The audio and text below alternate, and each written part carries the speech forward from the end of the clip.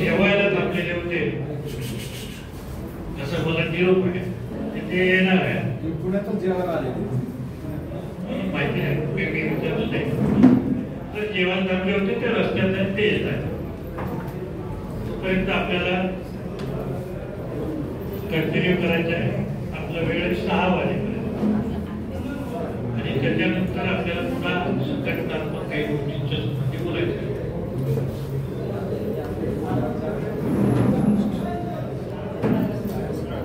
परवा तुम्ही माझं जे काही म्हणणं आहे ते वेगवेगळ्या चॅनलवरती ऐकलं असेल. मी पहिल्यांदा हे तुम्हाला सांगतोय आतापर्यंत गेली 50 वर्ष आम्ही लढतोय आमच्या परीने. मधल्या काळामध्ये जेव्हा असं लक्षात आलं की आपण ऍब्सोल्यूट मायनॉरिटी आहोत जातींच्या काळात आणि या देशामध्ये सत्ता संपत्तीचं राजकारण हे जातीवरतीच अवलंबून राहणार आहे नजीकच्या काही काळात. आता जेव्हा ते बाय बर्थ मेजॉरिटी आणि बाय बर्थ मायनॉरिटी असं असेल तर ऍब्सोल्यूट मायनॉरिटीनं करायचं.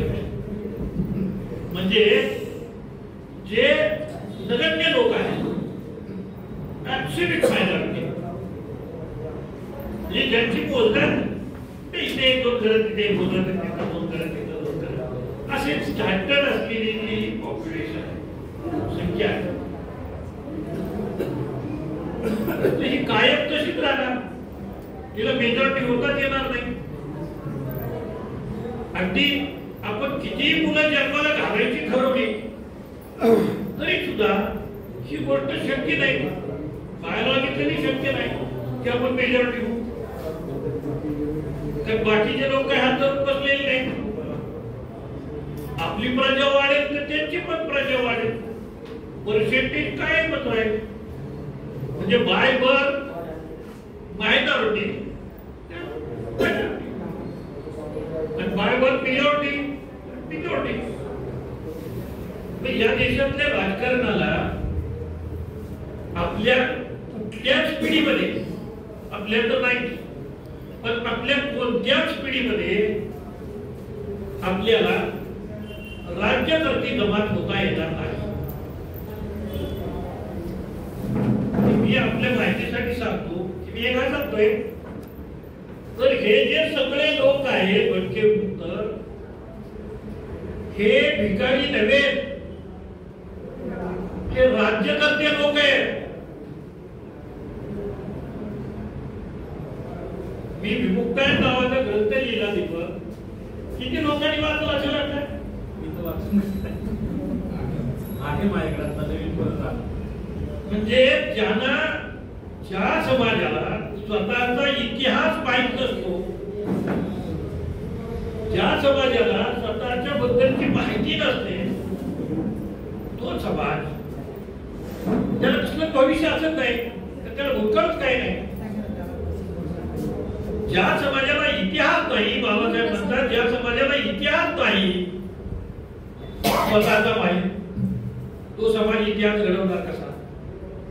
त्याला इतिहास घडवता येणार नाही. आणि मग आपल्याला ते इतिहास घडवायचा असेल तर आपला मागचा इतिहास पाहायला पाहिजे ना. मानवेंद्रांचा म्हणत होता 1793 पर्यंत मागे गेलो बरोबर आहे. आता म्हणजे त्याच्या पाठीमागे जायला पाहिजे त्याच्याही पाठीमागे गेलं पाहिजे. पण अगदी आर्य आले तेव्हापर्यंत जायची गरज नाही. आणि ते तिथं सांगायला लागलं तो 2 तासाचा वाजत 1757 ला ईस्ट इंडिया कंपनीची स्थापना झाली. 1757 ला इंग्रजी कंपनी सरकार आलं. हे तर आपल्याला कळलं. इंग्रज सरकार आलं, कंपनीचं सरकार आलं आणि ते काय करत होतं, कशासाठी आले इंग्रज? व्यापारासाठी आले. आणि काय केलं, हळूहळू हळूहळू हळूहळू इथले जे स्थानिक राज्यकर्ते होते, या स्थानिक राज्यकर्त्यांना व्यापाराच्या कारणासाठी त्यांची जवळीक करू लागली.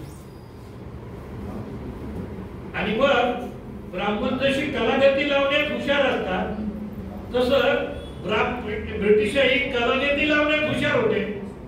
त्याच्यामुळे यांनी यांच्यात ते ह्यांच्यात लावून अगोदर होतं त्यांचं एकट्यात भांडण सुरू केली. काही लोक त्याला फितूर झाले, काही लोक झाले नाही. जे लोक फितूर झाले त्यामध्ये राजे होते, महाराजे होते, सरदार होते, तरफदार होते, जहागीरदार होते, जमीनदार होते, सूदखोर म्हणजे व्याजावरती व्याज बटाई करणारे होते आणि श्रीमंत शेतकरी होते. हे सगळे वर्ग कोणाच्या बरोबर कॉम्प्रोमाइज झाले? इंग्रजांच्या बरोबर कॉम्प्रोमाइज झाले.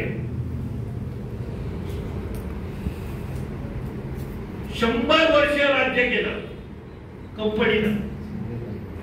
1757 प्लासीची लढाई ते 1857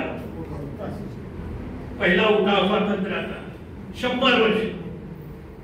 आणि ही 100 वर्ष त्यांनी काय केलं, तर त्यांनी इथल्या सगळ्यांचा अभ्यास केला नीट. आपल्यावरती सगळ्यात जास्त लेखन केलेलं आहे ते इंग्रज लोकांनी. एकाही ब्राह्मणांनी लिहिलेलं नाही.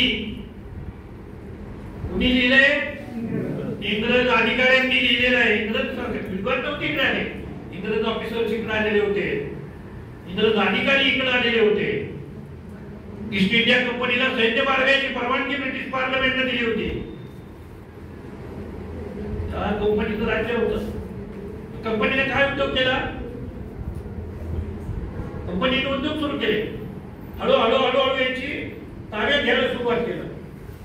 काय ताब्यात घ्यायला सुरुवात केलं? राज्य ताब्यात घ्यायला सुरुवात केली. एक एक राज्य एक एक राज्य एक एक राज्य असं ते. तर पहिल्यांदा कलकत्त्यात, नंतर मद्रासला, नंतर दिल्ली, असा सोबत त्यांनी विस्तार केला. हा विस्तार करत असताना 1857चं बंड होईल झालं. त्याचं मुख्य कारण काय? ते बंदुकीला गोळेला त्या गायीची चरबी लावली, ते डुकराची चरबी लागली, त्यांच्या पाहतो गोष्टी होत्या. त्यांच्या व्याख्यान होतं, वेगवेगळ्या प्रचाराची गोष्ट होती. खरी गोष्ट ही होती की ब्रिटिशांनी आदिवासींच्या वरती, त्यांच्या जमिनींच्या वरती, जमीन आणि जंगल या 3 गोष्टीवरती ब्रिटिशांनी ताबा मिळवायला सुरुवात केली. आणि सामील कोण होते? हे आधी तुम्हाला मी सांगितलं ना, हे सगळे वर्ग हे ब्रिटिशांना सामील होते. आणि यांच्या मार्फतच ब्रिटिश हे करू शकत होते. स्वतः जाऊन कुठलं खरेदी विक्री करत नव्हते.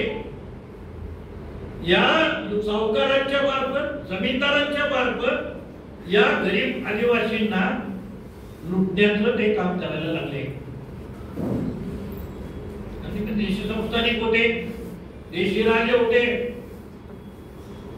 सांगायला वाईट वाटते की सगळ्यात जास्त त्रास हा होळकरांनी दिलेला आहे. होळकरांच्या राज्यामध्ये सगळ्यात जास्त मोठ्या संख्येच्या ट्राईब त्या होळकरांच्या संस्थांमध्ये होत्या.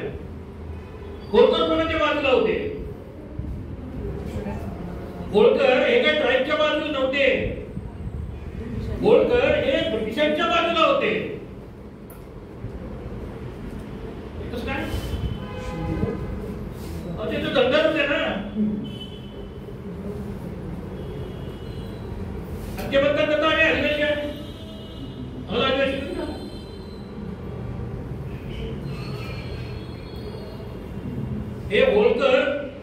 स्थानिक ट्रायबल लोक म्हणजे साधारणपणे प्लासीच्या लढाईपासून ब्रिटिशांच्या विरुद्ध अगदी 1967 सालापर्यंत किती 1967 सालापर्यंत आदिवासी रोज जंग लढत होते, युद्ध लढत होते. समजते मी काय सांगतोय ते? आदिवासींची लढाई इंग्रजांच्या बरोबर काँग्रेस सारखी नव्हती. जेव्हा काँग्रेसची चळवळ सुरू झाली तिचं सुद्धा नेतृत्व आदिवासींनी केलेलं आहे. त्या चळवळीमध्ये सुद्धा आदिवासी मोठ्या संख्येने सामील आहे, पण त्याचा इतिहास कुठेही तुम्हाला सापडणार नाही की या जमातीने केला. कुठेतरी त्या बिल्लाचा उल्लेख येतो, कुठेतरी बिरसा मुंडाचा उल्लेख येतो. ती बंड किती मोठी मोठी याच्यावर झालेली बंड नाही तर हे एकच बंड आहे, अशी शेकडो बंड आहे ही इंग्रजांच्या विरुद्ध आणि देशी संस्थानिकांच्या विरुद्ध आपल्या लोकांनी केलेली आहे. इतिहासच आपला माहिती नाही आपण कोण आहे. आता ते सगळी म्हणत होता आपण इथे कुठं आलो कसे इथे, आपण काय इथे आलो, आपल्याला काय इथे आणलंय, आपल्याला सेटलमेंट मध्ये काय आणलं, जैन म्हणून हाऊस म्हणून ते चोर म्हणाले. चोर होतो कोण होते लोक? हे 1753 साली पहिल्यांदा ब्रिटिशांनी यांना ट्राईब बनलेला आहे, वंडरिंग ट्राईब. आणि ज्या सापडत नाही जे देशी संस्थानिक होतात त्यांचा बंदोबस्त करण्यात आला. एकही आदिवासी संस्थानिकांनी तैनाती फौज आपल्याकडे मारत दिली नाही, एकही काढून दाखवावा. संस्था बारकी नव्हती, मोठी संस्था नव्हती. मीना राजस्थानमध्ये, भिल्ल मध्य प्रदेशामध्ये, कोरकू कोलाम हे आपले लोक आहे, आपण त्यांच्यातले लोक आहोत. म्हणून आपल्याला काही सिद्ध करत बसायची गरज नाहीये इतरांसारखे की आम्ही ट्राईब आहे ट्राईब आहे ट्राईब आहे. तुमचा कायदा सांगतोय ना आम्ही ट्राईब आहे.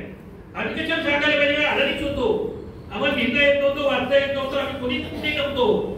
तेव्हा तुमच्या वापायनं जे ब्रिटिशांनी लिहून ठेवलेलं आहे की these are tribe, they are wandering. दुसरं महाराष्ट्रापुरतं उपाधी नायकांचं म्हणणं, महाराष्ट्र त्याची फक्त नोंद झाली. त्याचं कारण एका ब्राह्मणाने तिथं होऊन त्यांना पकडून दिलेला आहे.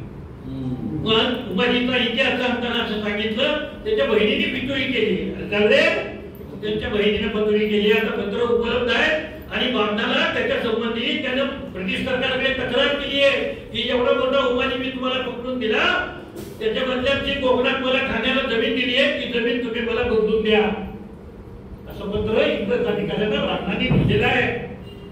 त्याचा प्रसिद्ध आहे. कोण कुणाच्या बरोबर होतं, कोण कुणाच्या बरोबर लढत होतं. पोरं नुसती शिकवा असं म्हणत नाही बाबासाहेब, पोरं अशी शिकवा की जी पोरं आपला इतिहास धुंडाळून काढतील, आपल्या कर्तबगार माणसांचा इतिहास तुम्हाला सांगतील.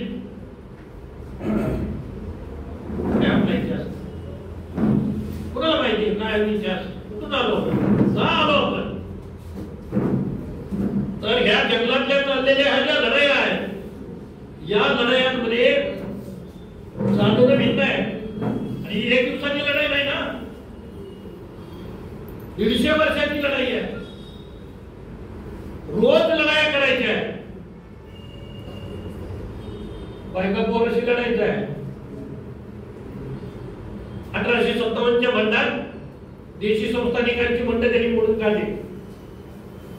राणीचा जाहीरनामा आला धर्मात ढवळाढवळ करणार नाही, एकमेव महत्वाचं वाक्य आहे त्या अख्ख्या जाहीरनाम्यात.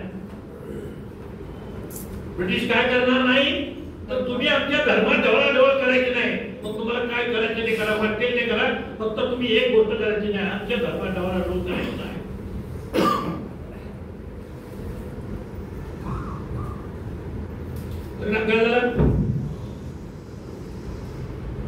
आदिवासींचे उठाव चालूच राहील. फार आसामच्या टोकापासून सेवन सिस्टर्स तिथपासून मणिपूर पासून आधी मणिपूर जवळ आहे ना, काही इथल्या बांगलाच्या डोळ्याला पाणी येते, काही इथल्या पंतप्रधानांना असं वाटतंय की ते जावं आणि त्यांना मदत करावी, नाही वाटणार आहे कारण दे आर ट्रायबल पीपल, आदिवासी लोक आहे. इथे त्या जमिनीखाली जी संपत्ती आहे ती संपत्ती त्याला पाहिजे. ब्रिटिशांनाही हीच परिस्थिती होती, त्यांनाही संपत्ती पाहिजे होती. संपत्तीच्यासाठी ते याला विस्तारित करू इच्छित होते, म्हणून जंगल सफाई करायला सुरुवात केली. 1860 साली जे 1857 बनलं, त्याच्यानंतर जाहीरनामा, आणि जाहीरनाम्यानंतर यांनी काय केलं, ब्रिटिश पार्लमेंटचं सरकार सुरू झालं. 1857 नंतर राणीचं राज्य सुरू होत आहे, त्याआधी कंपनीचं राज्य आहे. राणीचं राज्य सुरू झाल्यावरती कायद्याचं राज्य आलं, कोर्ट आली, न्यायालय आली, कायदा आला, आणि त्या कायद्यामध्ये 1871 चा गुन्हेगार जमाती कायदा आहे, 1866 चा शस्त्रास्त्र बंदी कायदा आहे, 1860 चा धर्मदाय आयुक्ताचा कायदा आहे. असे सगळे बेसिक कायदे जे 1860 चे, त्याचं कारण राणीचं सरकार आलं आणि कंपनी सरकार गेलं. काय केलं ब्रिटिशांनी, तोपर्यंत मी तुम्हाला सांगतो, जंगलामधला आदिवासी जमीन कसं होता त्याला ते शिफ्टिंग कल्टिवेशन म्हणतात इंग्रजीमध्ये. झाडे कापायची, तिथे शेती करायची, पुढच्या वर्षी भात काढून घेतला की नवीन झाडं लागवड करायची आणि दुसऱ्या रानात जायचं, त्याला कुंभरपतीची शेती म्हणतात, शिफ्टिंग कल्टिवेशन.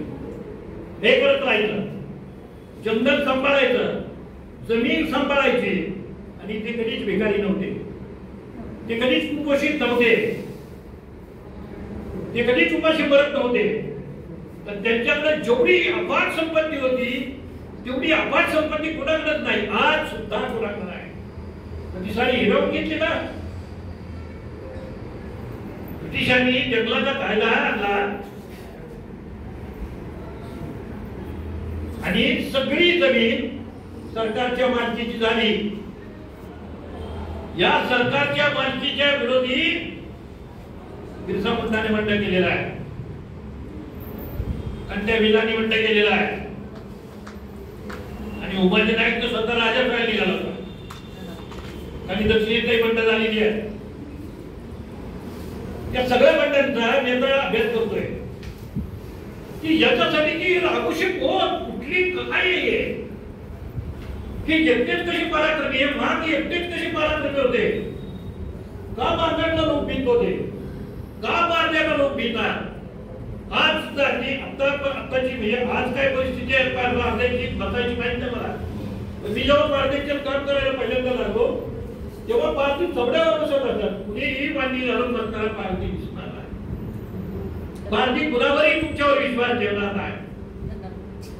मला स्वतःला जातीसाठी पार्टी काढी लागली आहे. तर माझ्यांच्या पंचायतीमध्ये बसायचं तर शक्य नव्हतं, बसून देत नव्हते. आमचा बजरंग काळे तुडून सांगत होता, असं म्हणजे मी आणि बजरंग काळ्याने तिघे गेलो होतो आणि मुद्रे सांगतो. पंचायत चालू होती, पंचायतीत आम्हाला बसायचं होतं. आम्ही नाक त्यांना सांगत होतो की आम्ही भट्ट्यामुक्तांचं काम करतोय, भट्ट्यामुक्तांचं काही करत नव्हतं. ते म्हणले आम्हाला माहिती नाही, तुम्ही इथं बसू शकत नाही. बजरंग म्हणाला काय करायला लागेल, पण त्यानंतर इथं बसायचं आहे, ते आपले लोक आहेत, म्हणजे आम्ही सांगितले करावं काय फक्त मी म्हणतो. त्यांनी हे ढेकळत चालली पंचायत आंब्याच्या झाडाखाली पंचायत ढेकळ उचलला गेला हातावरती खाम नाही. आम्ही ठिकाणी कमतो काय बसायचो.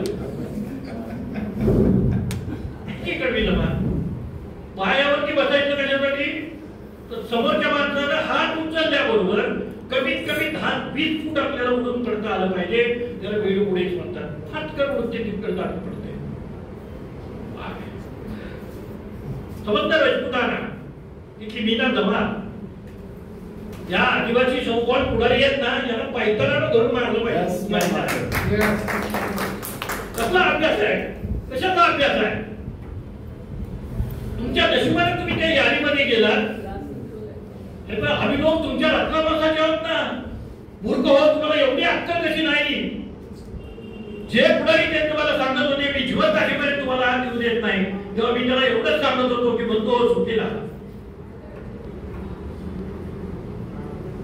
आम्ही ट्राईब आहे. तुम्हाला कळतच नाही की आम्ही ट्राईब आहे. आम्ही नुसते ट्राईब नाही, आम्ही पनिशमेंट सहन केलेले ट्राईब आहे. कशा पनिशमेंट झाले, का पनिशमेंट झाले सांगतो. शस्त्रास्त्र बंदी झाल्यामुळे बाकीची सगळी शस्त्र बंद झाली. लढायचं कसं? देतापटा, भाला, बर्ची, कुऱ्हाड आणि गोपाल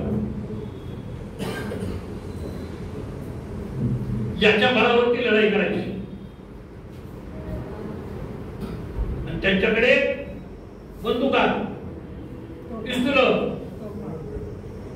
ह्यांच्याकडे शून्य, ह्यांच्याकडे सगळ्यात मोठा यांचा सगळा जो असेट होता ते जंगल, झाड आणि पर्वत, डोंगर, सुरुवात.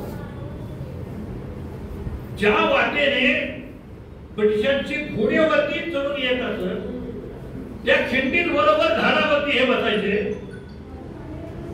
दिवसभर बायका गोटे जमा करायच्या. गोटे पोरांच्या गोट्या असतात ना, गोट्या करायच्या, आणखी गोट्या, तशा गोट्याचे दगड त्याच्यामध्ये गोपनीच्या ठावळात बसला पाहिजे असा दगड. हे दगड शोधायचे, यांनी ते दगड घ्यायचे, घुंगडीत बांधायचे आणि झाडावर बसायचं. आणि इतका अचूक दगड जायचा की जितके अचूक बंदुकीची गोळी जाते तितकाच अचूकपणे दगड जायचा. आणि समोरच्या माणसाच्या कुठे बसायचा, बरोबर आकारावरती बसायचा. नजर त्याची आकारावर असायची. घोड आणि तो तिथे चालता पडायचा. खिंडीत वळी एकही ब्रिटिश चढू शकत नव्हता आणि ब्रिटिशांचा प्रचंड पराभव होत होता. कोण करत होता?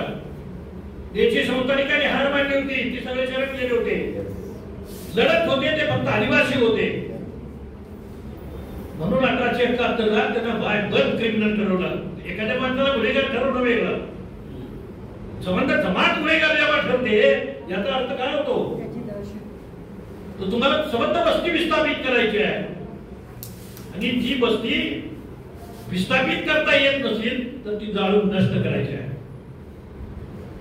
सगळे प्रयोग चालू होते. याचे विरुद्ध आपल्या लोकांनी बंदकी केली आहे.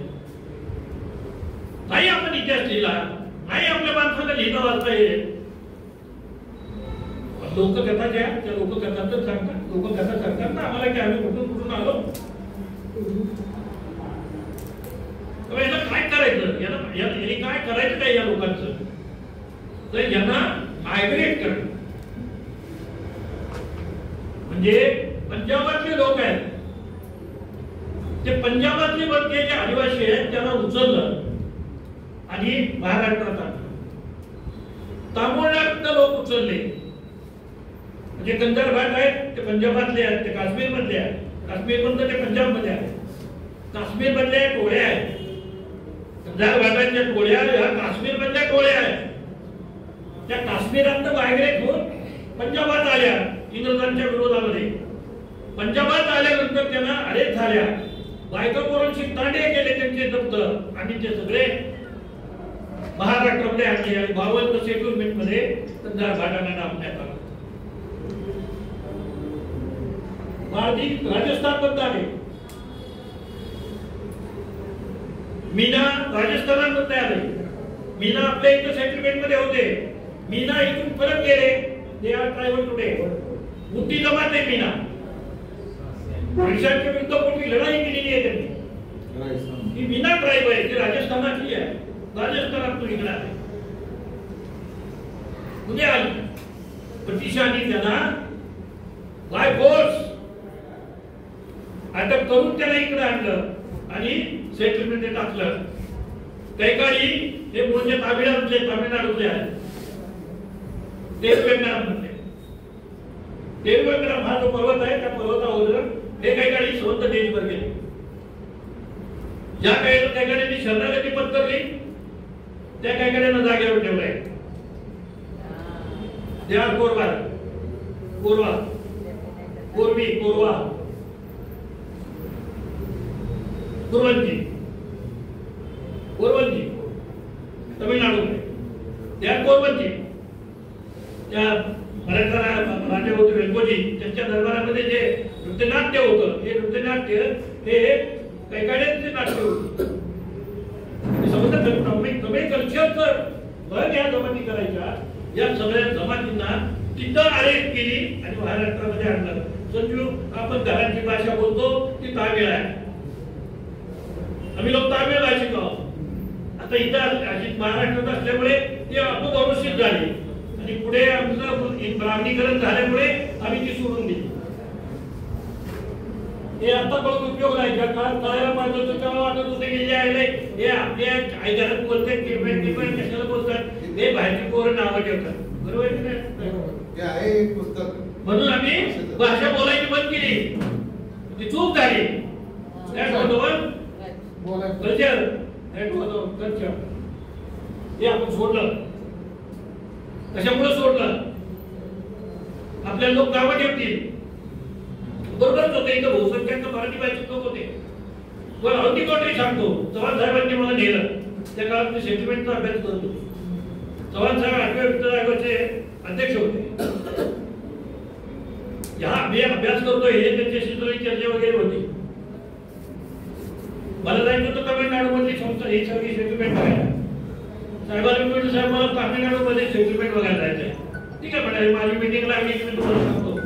त्याप्रमाणे मी साहेबांच्या बरोबर त्यांच्या प्लेन मधनं तमिळनाडूमध्ये गेलो. मी त्यांच्या मीटिंग करत बसले 2 दिवस. मी 2 दिवस तमिळनाडू मधली सेटलमेंट बघत होतो. तुम्हाला शॉक वाटेल पण तिथे सेटलमेंट मध्ये असलेले लोक अस्खलित मराठी बोलत होते. तमिळ मिस्त्री. त्यामुळे तुम्ही कशी काय इकडे तर म्हणाले इंग्रजांनी आणून टाकून ठेवलंय. हा ज्या ट्राईबनी ज्यांनी बंडखोरी केली दीपक हे कोर्टाच्या पुढे आलेलं नाही. मी पुढे आता मीच उभा राहणार आहे कोर्टाच्या पुढे हे सारे ग्रंथ घेऊन. ते सांगितलं पाहिजे त्याला वाच ना तुझ्या बापाने लिहिलंय. ज्यानं कोर्टाची स्थापना केली त्याने लिहिलेलं आहे. एकही ब्राह्मण न्यायाधीश होण्याच्या लायकीचा नाही. एकही ब्राह्मण न्यायाधीश होऊ देता कामा नाही. लिहिलंय की नाही? पहिल्यांदा जेव्हा कोर्ट निर्माण केलं ब्रिटिशांनी तेव्हा सांगितलं ब्राह्मण कधीही समन्यायिक नसतात. ब्राह्मण न्याय करू शकत नाहीत. त्याला न्यायाधीशाच्या खुर्चीवर बसवू नका असं ब्रिटिशांनी लिहून ठेवलंय. आणि तरी सुद्धा हा 90% ब्राह्मण हे न्यायाधीश आहे. मी सांगितलं शत्रू एका बाजूला लढत नाही आणि आपलं काय चाललंय आपल्याला इतिहासच माहित नाही. आपण कुठं आलो. हाऊस होती काय बरं ना ते आजारात नाही गेला हाऊस होती. उचलले गटानं आणि सेटलमेंट मध्ये आपण टाकले. उंदीरगाव हे वडिलांचं सेटलमेंट आहे. अहमदनगर जिल्ह्यामध्ये उंदीरगाव नावाचं गाव आहे. तिथे साधारण बाबुरावची कितीतरी वेळा बोलणं झालं. बाबुराव मुलगी नाशिकला दिली आहे याला अहमदनगर मध्ये तुम्ही जाता कधीतरी उंदीरगावला जाऊन या. तिथे तुमच्या पूर्वजांची हाडं आहेत त्याला नमस्कार करून या. आणि 500 एकर जमीन आहे थोडी नाही सगळी बागायतदारांनी लागलेली आहे. आता ही पोरगी सांगत होती की तुम्ही त्यांची नावं घेत नाही. बेटा जरा अडचणी असतात. सगळ्या गोष्टी सरळ बोलायला गेलो तर हे अस्तित्व राहणार नाही. जेव्हा क्रूरता इतकी आपण डोळ्याला आपल्या पाहतोय तेव्हा बाकी तर ठेवायला लागणारच घर. आपल्याला कुणीतरी वापरणारच आहे. स्वीट मायनॉरिटी आहोत. सकाळना ठेवणार ना दुकानांना ठेवणार एवढंच आपल्यावर चाळीस आहे. त्याच्या नावाने शिमगा करण्यात काय मतलब आहे? आपली मजबुरी आहे. आपली मजबुरी नसती तर लक्ष्मण बाहेर असला तर मुख्यमंत्री केव्हा झोपून गेला आणि शरद पवारनीच केला. कसं शक्य आहे? निवडून जाता येत नाही. 2 वेळा त्यांनी स्वतः प्रयत्न केला मला निवडून आणण्यासाठी. पैसा पाण्यापासून सगळा मनापासून मित्र आहेत मनापासून प्रयत्न केला, तरी सुद्धा मराठ्यांनी त्यांचं न ऐकता मला पाडलंय. म्हणून तर मी काय करू तर मनात नाही ठेवली. ते राजकारण आहे. हे राजकारण कशावर चालतं? संख्येवर चालतं. मराठ्यांना सांभाळायचं असेल तर ते आता मला सांगत होते की तुम्हाला कसं सर्टिफिकेट अजित पवारांनी द्यायला लावलं ओबीसी. आता ही जर परिस्थिती असेल तुप्याला सांभाळायचं आहे, शरद पवारला सगळ्या तुप्यांना सांभाळायचं आहे, मला सांभाळून काय उपयोग आहे? मी तर हायच की कुठे जाणार आहे? मी तर हायच की कुठे जाणार आहे? पण तो गेला तर सत्ता जाणार आहे. तर कुणाचं ऐकायचं?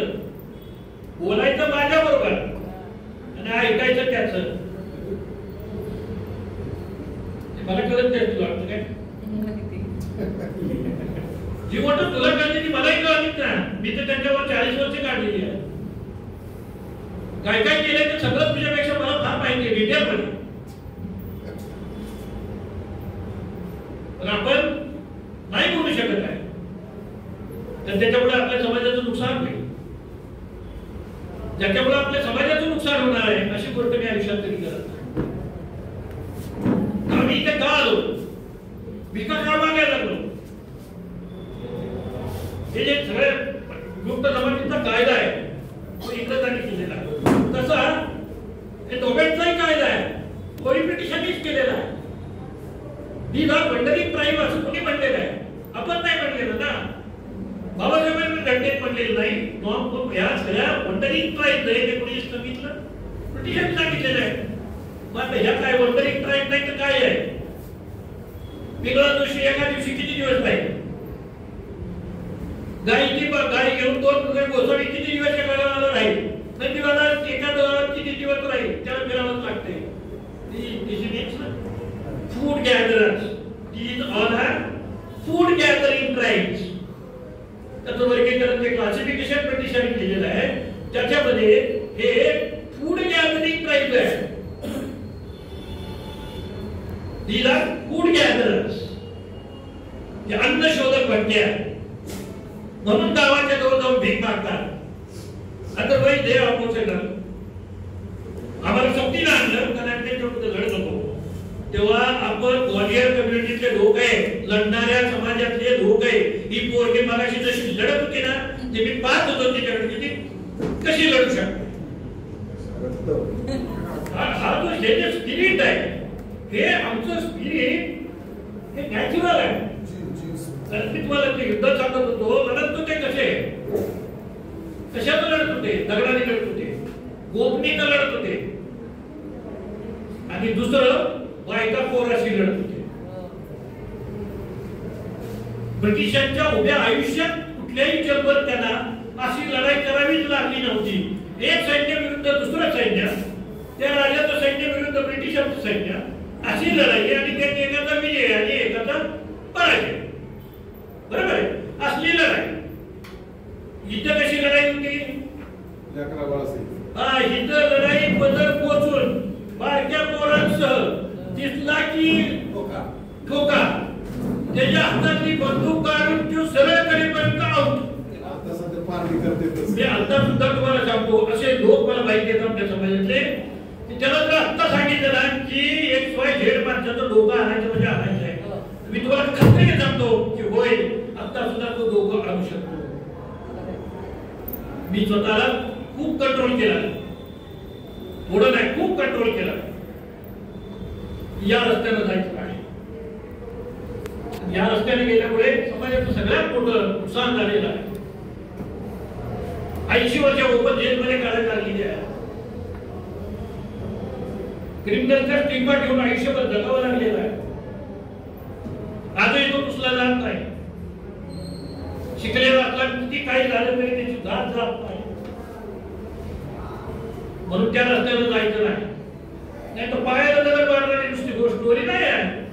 पायाला दगड मारणारे लोक, पायाला भीती करणारे लोक, टाचन भीतीला चढ टाचन त्यांचीच पावला जातो, त्यांचीच पोरं आपण आहोत आणि आपण शब्दासारखे गप्प आहोत. आपण काहीच करत नाही. मी पॅन्थर मध्ये होतो, तरुण होतो तेव्हा. मंदिराच्या गाड्या तोडत सोड. आता पोरं काय करतायत? काही करत. हुक्का खाणे, पान मारा खाणे, पान चगळणे, सिगारेट फुकणे, दारू पिणे आणि पोरीच्या मागे फिरणे.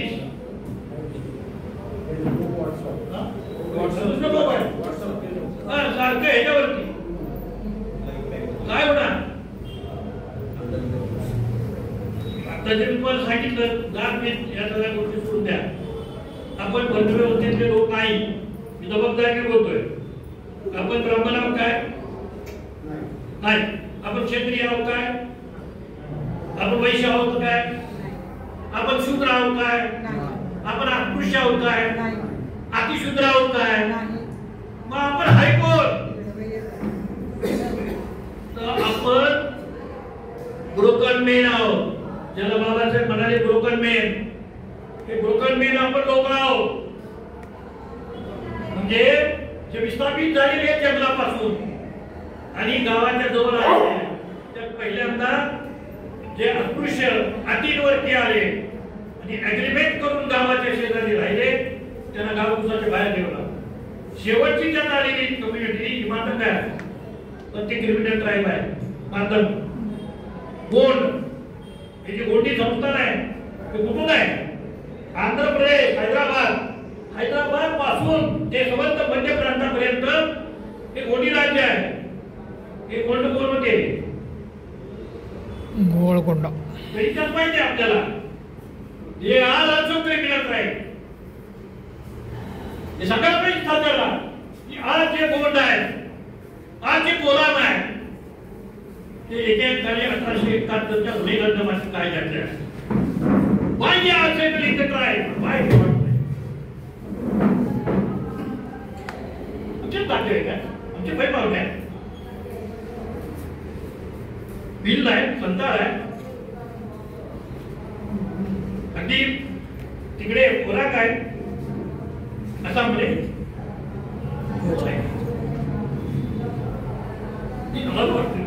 म्हणून मी सांगितलं आपण हिंदू नाही.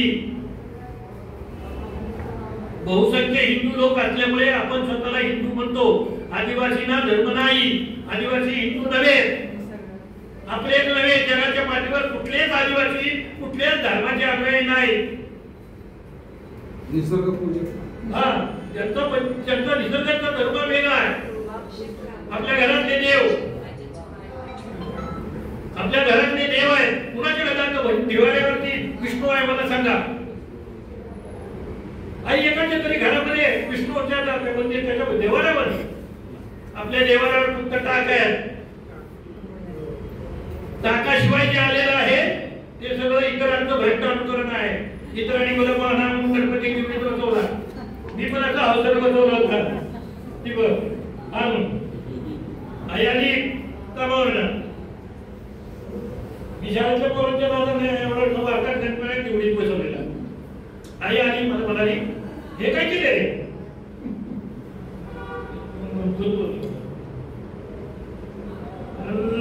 कशाला आणली बॅग? उचल पहिल्यांदा. म्हटलं सगळी पोरं बसत त्यांच्या घरात मंत्री पण बसत. सगळी पोरं पाटलांनी काढतात, तुला कुठे काढतात? काय प्रश्न गप उचल म्हणाली. हे आपल्याला धार्जिक नाही. सांगितलं तिने अडाणी आहे. काय म्हणाली? हे आपल्याला धार्जिक नाही. तरी मी रडायला लागलो. म्हणल्यावरती म्हणजे तू जर ठेवलंच ना तर घरात साप निघत. मग मी घाबरलो आणि संध्याकाळचा गुपचूप घेऊन गणपती हे टाकून दिला. आमचा त्याच्याशी काही संबंध नाही. ते माझ्या आई नाराजी असलेल्या आईला कळत होतं आणि आता शिकलेल्या पोरींना कळत नाही. ते आपलं धार्मिक नाही, आपलं नव्हे. हिंदू नाही, त्या भानगडीतून बाहेर पडा. पोटा पाण्यासाठी जे करावं लागलं ते आपल्या पोटा पाण्याचा दंड होता. त्याच्या परीनं काही होतं. अदरवाईज त्रिशूळ कशाला लागतं? हे कोण आहेत नागपंथी सगळे? माहिती आपल्याला किल्ला पद्धती इतिहासामध्ये पाहिलाय का नाथांचा कधी इतिहास? ज्या नवनाथाच्या नावाला आपण तू म्हटला आम्हाला कधीचा मान आहे, त्या नवनाथाबद्दल ह्यातला काय माहिती का त्या गेल्याला? सारे काही नाथपंथी आहे. मी जेव्हा बुद्ध स्वीकारायचा निर्णय घेतला तेव्हा साऱ्याचा अभ्यास केला, म्हणून केला. मी मूर्ख नाही, मी साऱ्याचा अभ्यास केला, नाथपंथाचा अभ्यास केला. हे नवनाथ कोण आहे? हे सारे बुद्धाचे अनुयायी आहे. सारेच्या सारे बुद्धाचे अनुयायी आहे. जेव्हा लायब्ररी जळत होत्या ना, तक्षशिला आणि ते सगळं जळत होतं, त्यावेळेला नवनाथांनी ते समस्त ग्रंथ, जळणारे ग्रंथ उचलले आणि गाडवांवर घातले आणि ते नेपाळला नेले. आज नेपाळमध्ये जे ग्रंथ आहेत